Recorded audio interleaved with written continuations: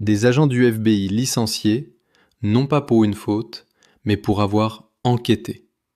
Dans une démocratie, ce genre de décision soulève immédiatement une question inquiétante. Qui contrôle réellement l'État ? Le président ? Ou les institutions censées faire respecter la loi ? Car derrière cette affaire qui semble administrative, se cache peut-être une bataille beaucoup plus profonde, celle du pouvoir, de la justice et de l'équilibre démocratique aux États-Unis. Mais avant d'aller plus loin, bonjour. Moi, c'est Julien Morel. Je suis passionné par la géopolitique, les institutions et les grandes dynamiques du pouvoir dans le monde. Sur cette chaîne, mon objectif est simple. Vous aider à comprendre ce qui se passe réellement derrière les grandes décisions politiques. Pas les slogans, pas les rumeurs, mais les mécanismes réels. Si vous vous intéressez vous aussi à la politique internationale, aux stratégies de pouvoir et aux équilibres entre les institutions, alors vous êtes exactement au bon endroit. Cette chaîne est encore toute nouvelle, donc si vous découvrez cette vidéo, prenez une seconde pour vous abonner et soutenir ce projet. Et surtout, dites-moi en commentaire d'où vous regardez cette vidéo. J'aime toujours voir jusqu'où ces analyses voyagent. Maintenant, revenons à notre question. Que signifie vraiment le licenciement d'agents fédéraux qui enquêtaient sur des dossiers sensibles ? Et surtout, qu'est-ce que cela révèle sur la relation entre le pouvoir politique et l'appareil judiciaire américain ? Les États-Unis reposent sur un principe central, la séparation des pouvoirs. Un équilibre fragile entre trois forces, le pouvoir exécutif, le pouvoir législatif et le pouvoir judiciaire. En théorie, aucun de ces pouvoirs ne doit dominer totalement les autres. Chacun surveille l'autre, chacun limite l'autre. C'est ce que les Américains appellent les checks and balances.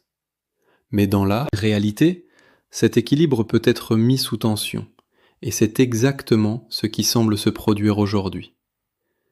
Pour comprendre pourquoi le licenciement d'agents du FBI provoque autant de réactions, il faut d'abord comprendre une chose essentielle. Le FBI n'est pas une agence indépendante. Contrairement à ce que beaucoup imaginent, il fait partie du Department of Justice. Autrement dit, il dépend de l'exécutif. Le directeur du FBI est nommé par le président et confirmé par le Sénat. Sur le papier, cela signifie que le pouvoir politique garde une influence sur l'institution. Mais en pratique, les choses sont beaucoup plus complexes.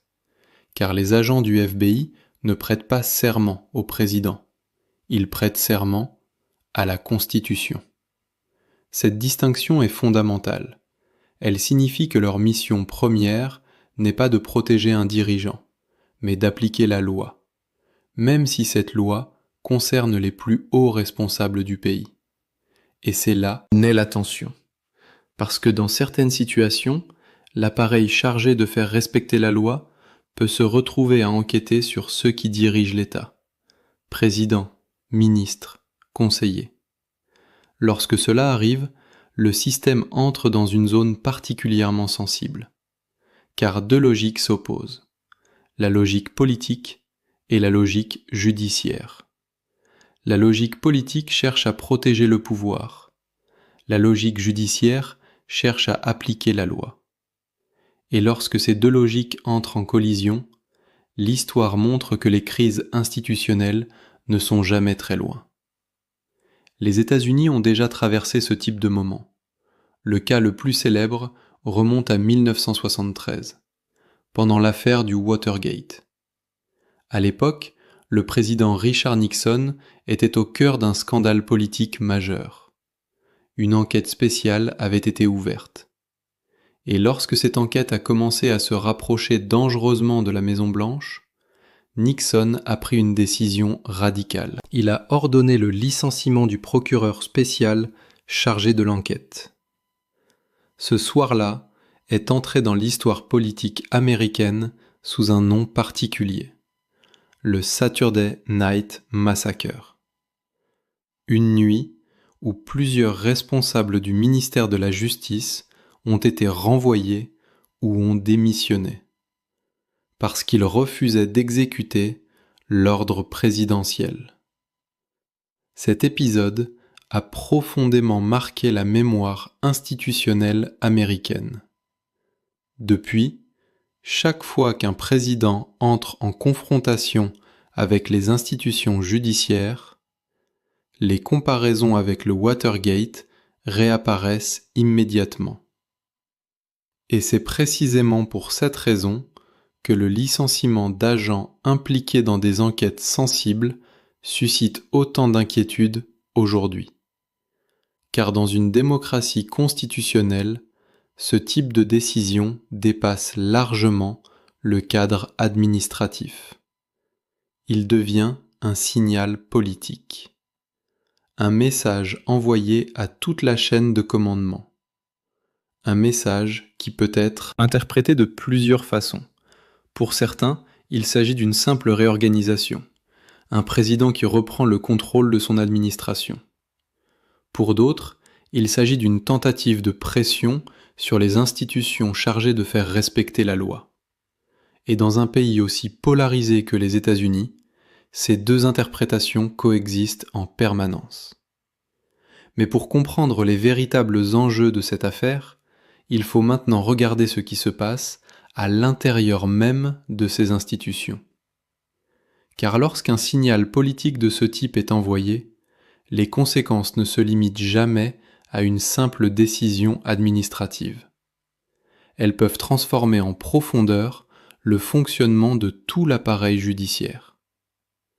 Lorsque des enquêteurs fédéraux sont écartés dans un contexte politiquement sensible, l'effet ne se limite pas à quelques carrières individuelles. C'est toute une institution qui ressent le choc. Car une agence comme le FBI fonctionne d'abord sur un élément invisible mais essentiel, la confiance interne. Les enquêtes les plus sensibles reposent sur des équipes entières d'analystes, d'agents de terrain, de juristes et de responsables hiérarchiques. Chaque dossier peut mobiliser des dizaines de personnes pendant plusieurs mois, parfois plusieurs années. Ces enquêtes exigent coordination, discrétion et confiance absolue dans la chaîne de commandement. Mais lorsque des agents voient leurs collègues écartés pour des dossiers jugés politiquement sensibles, une question s'installe dans les esprits. Est-ce que certaines enquêtes sont devenues trop dangereuses pour ceux qui les mènent ? À partir de ce moment-là, le fonctionnement interne peut commencer à changer. Certains agents peuvent devenir plus prudents. D'autres peuvent décider d'éviter les dossiers les plus explosifs. Et parfois, la bureaucratie se protège. Les procédures se multiplient. Les décisions remontent plus haut dans la hiérarchie. Les responsables demandent davantage d'avis juridiques. Chaque étape devient plus lente. Ce phénomène porte un nom bien connu dans les institutions publiques, l'autoprotection administrative. Lorsqu'un système sent qu'il est sous pression politique, il ralentit instinctivement ses propres décisions pour limiter les risques. Mais ce ralentissement peut avoir des conséquences très concrètes. Les enquêtes deviennent plus longues, certaines décisions sont reportées, et dans les dossiers liés à la sécurité nationale, le temps est parfois un facteur critique. Le second effet concerne les procureurs fédéraux. Car dans le système américain, les agents du FBI ne décident pas seuls des poursuites judiciaires. Leur travail consiste à rassembler les preuves. Mais ce sont les procureurs du Department of Justice qui décident ensuite de lancer ou non une inculpation. Et ces procureurs observent attentivement ce qui se passe au sein des agences d'enquête.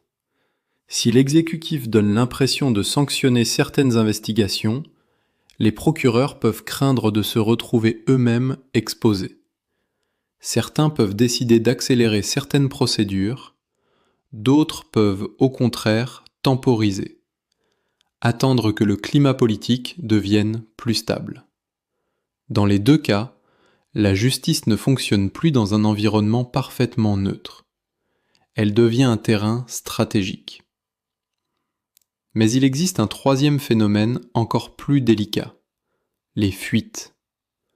L'histoire récente des institutions américaines montre que lorsque des agents estiment qu'une décision est politiquement motivée, certains choisissent de se tourner vers d'autres canaux, les médias, le Congrès ou les dispositifs de protection des lanceurs d'alerte. Aux États-Unis, les whistleblowers bénéficient d'un statut légal particulier. Ils peuvent signaler des abus de pouvoir ou des entraves à la justice sans risquer immédiatement sanctions disciplinaires. Si des agents licenciés estiment que leur éviction visait à bloquer une enquête sensible, ils peuvent engager des procédures et parfois rendre publiques certaines informations. Ces révélations peuvent transformer un conflit administratif discret en crise politique majeure. Chaque document divulgué, chaque témoignage, chaque audition parlementaire peut devenir un nouvel épisode médiatique. Et dans ce type de confrontation, l'image du pouvoir peut être profondément affectée. Car ce qui devait apparaître comme une démonstration d'autorité peut soudain être perçu comme un affrontement direct avec l'appareil judiciaire. Mais les conséquences ne s'arrêtent pas là. Car dans le système américain, le pouvoir exécutif n'est jamais totalement libre d'agir seul. Il existe un autre acteur central, le Congrès. Le Congrès dispose d'un pouvoir de contrôle très important sur l'exécutif. C'est ce qu'on appelle le pouvoir d'oversight. Les commissions parlementaires peuvent convoquer des responsables, exiger des documents internes, organiser des auditions publiques. Et lorsque des décisions controversées sont prises au sein des agences fédérales, ces commissions peuvent rapidement ouvrir des enquêtes parlementaires. Des sénateurs peuvent demander des explications, des représentants peuvent bloquer certaines nominations, et la confrontation administrative peut alors se transformer en confrontation politique nationale. Mais le Congrès n'est pas le seul contre-pouvoir. Les tribunaux jouent également un rôle essentiel. Les agents fédéraux disposent de recours juridiques en cas de licenciement contesté. Les tribunaux administratifs peuvent examiner les procédures, et si des juges estiment que certaines règles ont été violées, ils peuvent ordonner des réintégrations ou des compensations financières. Chaque décision judiciaire devient alors un nouveau chapitre d'un conflit institutionnel. Une bataille juridique peut durer des années, et pendant ce temps, le débat public continue de s'intensifier. Dans un pays profondément polarisé comme les États-Unis, chaque camp interprète ces événements à travers ses propres convictions. Pour certains, ces licenciements représentent une reprise en main nécessaire d'une bureaucratie devenue trop puissante. Pour d'autres, ils symbolisent une tentative de pression sur les institutions chargées d'appliquer la loi. Et cette polarisation transforme chaque décision administrative en combat politique. La véritable question devient alors stratégique. Qui gagne vraiment dans ce type de confrontation ? À court terme, un président peut affirmer son autorité. Les cadres supérieurs comprennent le message. Les priorités internes peuvent être redéfinies. Mais à moyen terme, la situation devient beaucoup plus incertaine. Car lorsque l'appareil chargé d'appliquer la loi est perçu comme politisé, la confiance publique peut s'éroder. Et dans une démocratie, la confiance dans les institutions est l'un des piliers les plus importants de la stabilité politique. Si cette confiance disparaît progressivement, chaque décision judiciaire peut être contestée. Chaque enquête peut être suspectée. Chaque inculpation peut être interprétée comme un acte politique. Et lorsque la justice perd sa crédibilité, c'est l'ensemble de l'équilibre institutionnel qui commence à se fragiliser. Mais l'impact de ce type de crise ne se limite pas aux frontières américaines. Car les institutions de sécurité des États-Unis jouent également un rôle central dans l'équilibre international. Et lorsque ces institutions traversent des turbulences internes, les conséquences peuvent rapidement dépasser le cadre domestique. Car lorsque les institutions de sécurité intérieure américaines traversent une crise interne, les effets ne restent jamais confiné à Washington. Il se propage rapidement à l'échelle internationale. Une agence comme le FBI n'est pas simplement une police fédérale chargée d'enquêtes domestiques. Elle est au cœur d'un réseau mondial de coopération sécuritaire. Chaque jour, des agents du FBI travaillent avec des services de renseignement européens, asiatiques ou moyen-orientaux. Ils échangent des informations, ils coordonnent des enquêtes transnationales. Ils suivent des flux financiers liés au crime organisé. Ils surveillent des réseaux terroristes. Ils analysent des cyberattaques.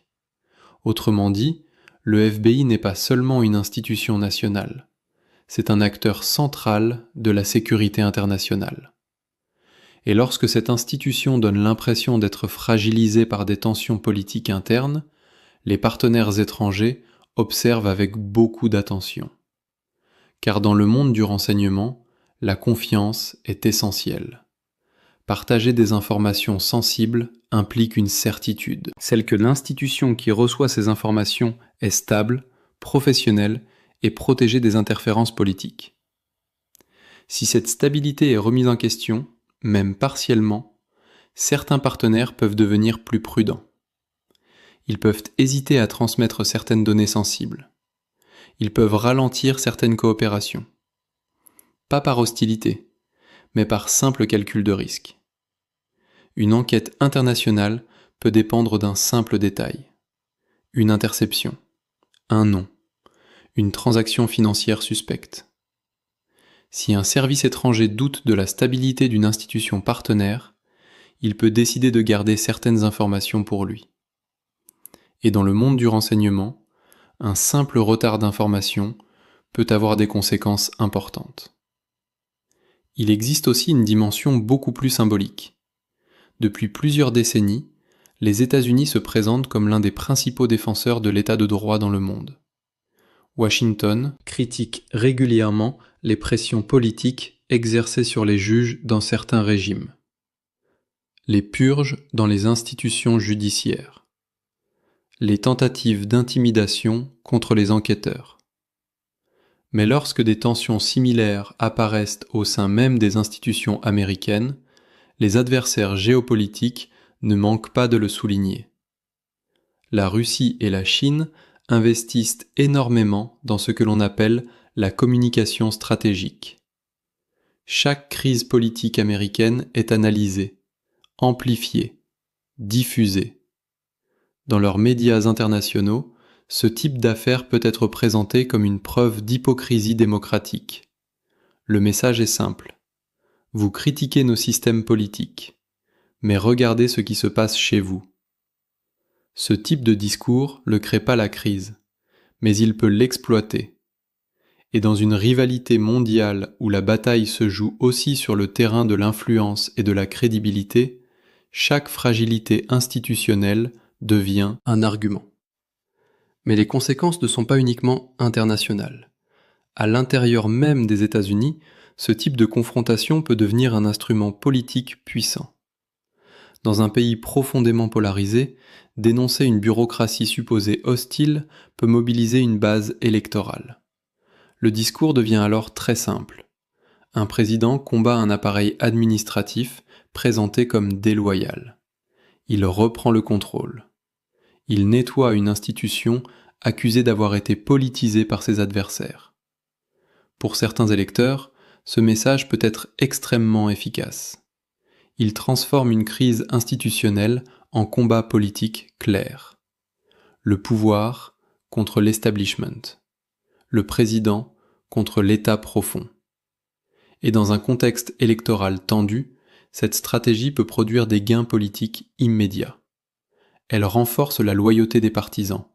Elle radicalise les oppositions. Mais elle comporte aussi un risque.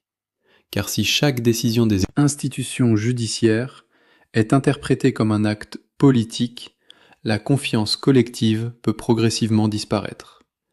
Or, cette confiance est l'un des fondements du fonctionnement démocratique. Une justice dont la neutralité est contestée perd une partie de son autorité morale. Et sans autorité morale, l'application de la loi devient plus fragile. Mais il existe une autre conséquence plus discrète, une conséquence bureaucratique. Les grandes administrations publiques fonctionnent grâce à des milliers de cadres intermédiaires, des analystes, des juristes, des enquêteurs, des responsables opérationnels. Ces professionnels ne sont pas élus, ils ne font pas de politique, ils appliquent des règles, ils accumulent de l'expérience, ils assurent la continuité de l'État. Mais si ces professionnels commencent à penser que leur carrière dépend davantage de leur loyauté politique que de leurs compétences, les incitations changent. Certains peuvent quitter l'institution. D'autres peuvent adapter leur comportement. Les promotions peuvent favoriser les profils les plus alignés politiquement. Et à long terme, la culture interne de l'institution peut se transformer. Ce type de transformation est rarement visible immédiatement, mais il peut affaiblir progressivement l'efficacité d'un appareil d'État. La gestion d'une attaque terroriste, la réponse à une cyberattaque massive, la lutte contre des réseaux criminels internationaux. Tout cela exige expertise, coordination et neutralité. Si ces institutions deviennent fragmentées par des divisions politiques, leur capacité d'action peut diminuer. La question devient alors beaucoup plus large. Ce type de confrontation renforce-t-il réellement le pouvoir politique ou affaiblit-il l'État dans son ensemble ? À court terme, la démonstration d'autorité peut fonctionner. Les loyalistes prennent de l'influence. Les opposants internes sont marginalisés. Le message de discipline est clair. Mais à moyen terme, le calcul devient beaucoup plus complexe. Car les institutions ne sont pas des structures abstraites. Elles sont l'ossature même de la puissance d'un pays. La capacité d'un État à protéger sa sécurité nationale, à projeter son influence internationale et à maintenir sa stabilité interne dépend largement de la solidité de ces institutions. Et lorsqu'une crise politique fragilise ces institutions, même temporairement, les conséquences peuvent dépasser largement l'objectif initial. La véritable question n'est donc pas simplement de savoir si un président peut licencier des enquêteurs. La question est beaucoup plus profonde. Que se passe-t-il lorsque le pouvoir politique entre en confrontation ouverte avec l'appareil chargé de faire respecter la loi ? Car dans une démocratie, ces deux forces doivent coexister. Le pouvoir politique dispose d'une légitimité électorale. Les institutions judiciaires disposent d'une légitimité institutionnelle. Si l'une tente d'écraser totalement l'autre, l'équilibre démocratique peut commencer à vaciller. Et c'est précisément cet équilibre qui se retrouve aujourd'hui au centre du débat.